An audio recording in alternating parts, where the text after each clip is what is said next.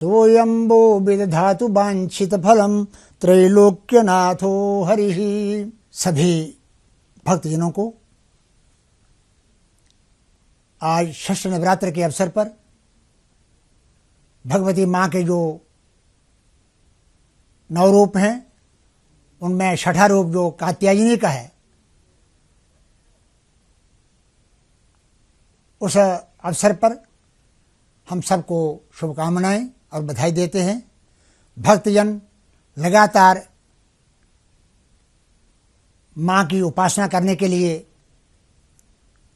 कृत संकल्प हैं और अहर्निश अपने मनोकामनाओं को पूर्ण करने के लिए माँ की उपासना, माँ का ध्यान, माँ का मंत्रों का जप, सप्तशती का पाठ इत्यादि कर रहे हैं।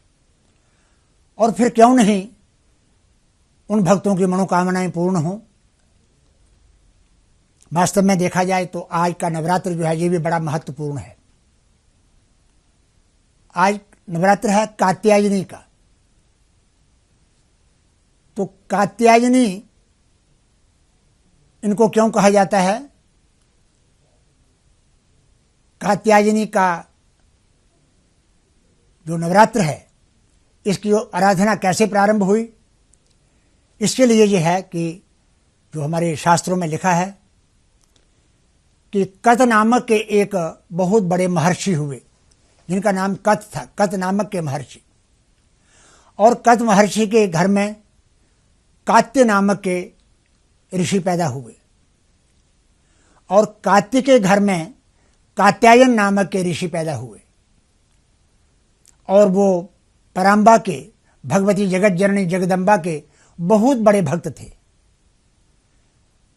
और भगवती माँ से उन्होंने एक प्रार्थना की थी, उनकी इच्छा थी कि भगवती माँ उनके घर पुत्री के रूप में पैदा हो।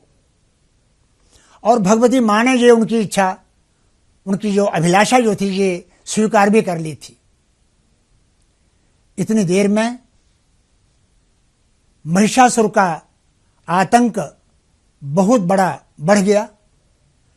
महिषासुर का जो एक भय था वो चारों ओर फैल गया।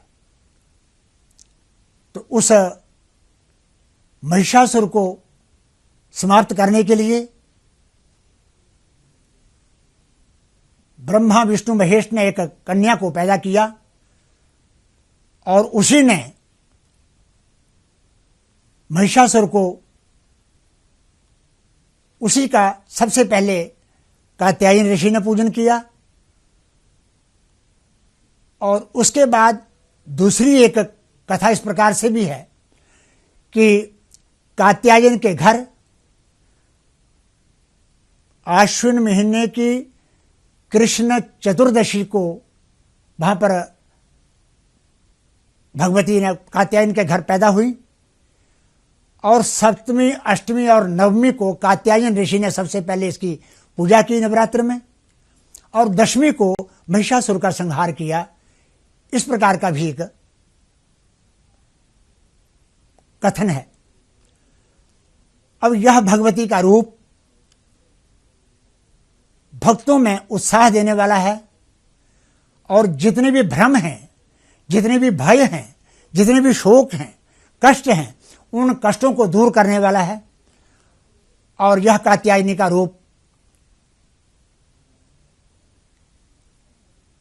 आप सभी भक्तों का कल्याण करे, आप सभी भक्तों की मनोकामनाओं को पूर्ण करे। और इसके साथ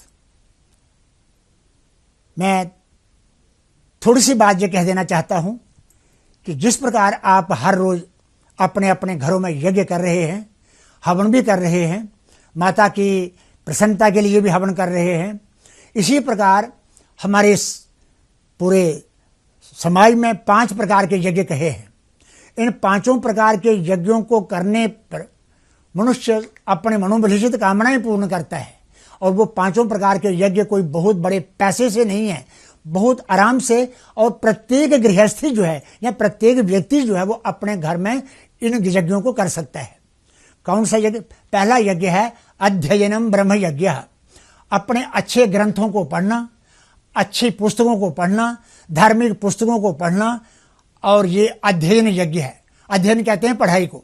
तो अपने घर में ये अच्छे ग्रंथों को पढ़ना जो है, इसको यदि आप पढ़ोगे, ये भी एक यज्ञ है। और पितृयज्ञस्तु तर्पणम, एक दूसरा यज्ञ क्या है, अपने जो माता पिता या दादा दादी जो भी है हमारे इस समय नहीं है, उनके लिए तर्पण कर देना, अंजलि में तिल लेकर के तर्पण कर देना हर रोज, ये भी एक दूसरा यज्ञ है। और प्रत्येक आदमी, इसमें कोई खर्च की वाली बात नहीं है, हर आदमी जो है वो इस प्रकार से कर सकता है। अध्ययनम ब्रह्मयज्ञ पितृयज्ञस्तु तर्पणम देवो होमो। और अपने घर में एक सगड़ी लेकर के, अंगीठी लेकर के, उसमें छोटी सी लकड़ियां लगा करके, यदि आप 108 आहुति नहीं देना चाहते हैं, 31 दे दीजिए, 21 आहुतियाँ दे दीजिए, नहीं तो 11 ही आहुतियाँ दे दीजिए, गायत्री मंत्र से ही दे दीजिए, बीज मंत्र से ही दे दीजिए, लेकिन दे दीजिए, तो वो आपका एक देव यज्ञ हो जाएगा। जिस देवता के फलस्वरूप आप वो 10-11 आहुतियाँ भी देते हैं, तो वो भी देव यज्ञ हो जाए। और उसके बाद है बलिर्भूतो, बलि यज्ञ है। भूतों का मतलब जितने प्राणी जो हैं, ये कौवा है, कुत्ता है, इस प्रकार से ये भी हमारे ऊपर आश्रित होते हैं, और इसलिए इनको यदि हम बलि दे करके इनको प्रसन्न करते हैं, तो ये बलि यज्ञ हो जाए। और नृयज्ञो अतिथि पूजनम, एक अतिथि यज्ञ होता है, मनुष्य यज्ञ होता है। वो क्या होता है कि हमारे घर में कोई मेहमान आ जाए तो उसको जलपान कराना, उसको भोजन करवाना, या उसका यथोचित सम्मान करना, सादर सम्मान करना, ये अतिथि यज्ञ कहलाता है। इसलिए इन 5 यज्ञों को प्रत्येक गृहस्थी व्यक्ति या दूसरे व्यक्ति भी जो हैं अपने घर में आराम से कर सकते हैं। इसलिए इन यज्ञों को करने से अपने घर में कई प्रकार की एक जो बाधाएं हैं वो दूर होती हैं, और हमारे अच्छे पुण्यों का जो एक फल जो है वो हमें प्राप्त होता है। अब इस प्रकार से आप आज के दिन ये प्रतिज्ञा करें कि जिस प्रकार भगवती को प्राप्त करने के लिए और भगवती से प्रार्थना की थी कात्यायन ऋषि ने कि मेरे घर में तू पुत्री के रूप में आ, माँ ने प्रसन्न होकर के उसकी भक्ति को स्वीकार किया और पुत्री के रूप में उसके घर में वो पैदा भी हुई। और इसी प्रकार ऐसी ही हम भक्ति करें कि भगवती जो है वो हमारे घरों में हर समय विराजमान रहे। इन्हीं शब्दों के साथ मैं कात्यायनी के इस षष्ठ नवरात्र के अवसर पर आप सबको बधाई देता हूँ। भगवती माँ का यह छठा रूप आप सबका कल्याण करे, आप सबकी मनोकामनाओं को पूर्ण करे, आप सबकी विपत्तियों को दूर करे और हमारे राष्ट्र का हर समय अभ्युत्थान करे। इन्हीं शब्दों के साथ मैं अपनी वाणी को विराम देता हूँ। धन्यवाद। जय माता की।